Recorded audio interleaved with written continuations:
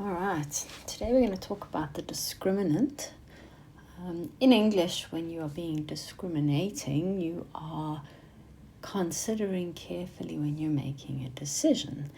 And so the word discriminant should help you to remember that that thing helps you to make a decision regarding the number of solutions or answers to a quadratic. Now, the main thing to remember about this is that the discriminant is the whole thing inside the square root sign of our quadratic formula.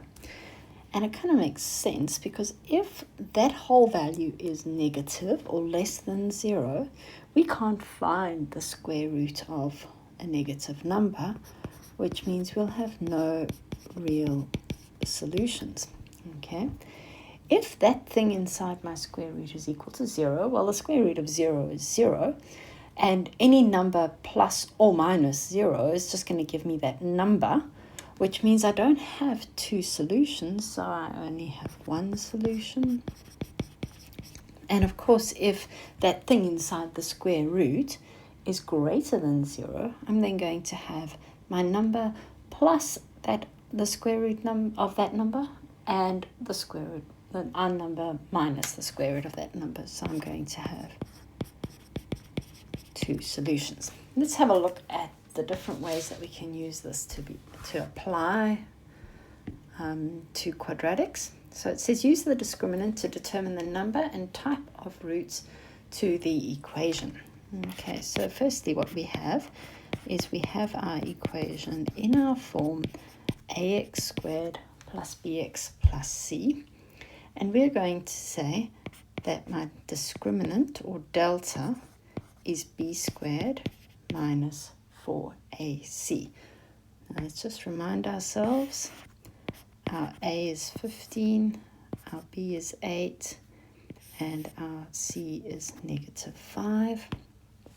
So we have 8 squared minus 4 times 15 times negative 5, and that gives me 64 plus 300, and that's 364.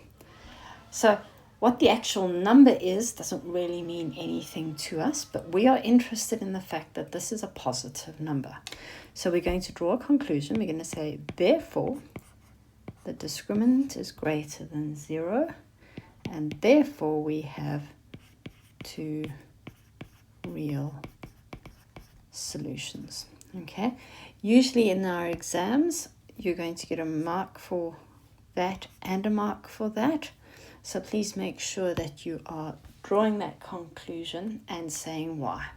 All right, we can also use this to find unknown values. So it says find the values of k so that the equation x squared plus kx minus k plus 8 equals 0.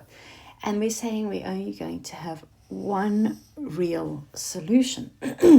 Well, for one real solution, that tells me that delta has to equal 0. Okay? So as soon as we're talking about the number of solutions, you know you're working with delta. Okay, so let's have a look. We've got x squared plus kx minus k plus 8 equals 0. And this is in our form ax squared plus bx plus c equals 0, because our a is 1, our b is going to be k, and our c in this case is actually the whole of negative k plus 8.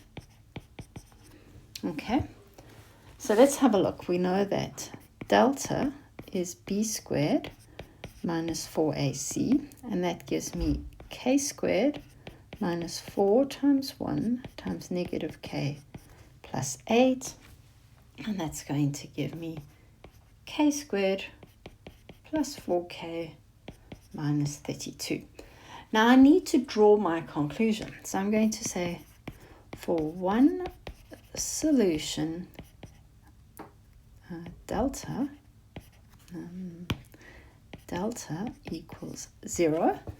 So therefore I have k squared plus 4k minus 32 has to equal 0. And that just looks like a normal quadratic. So I'm going to quickly factorize that. 8 4s are 32, plus 8 minus 4 by the null factor law.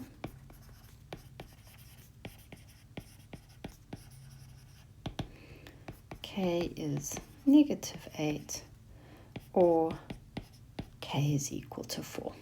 And we can check that by substituting each one of those back in, that we would only get one solution.